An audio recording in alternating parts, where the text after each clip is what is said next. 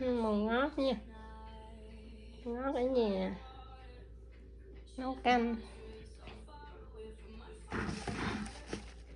tươi.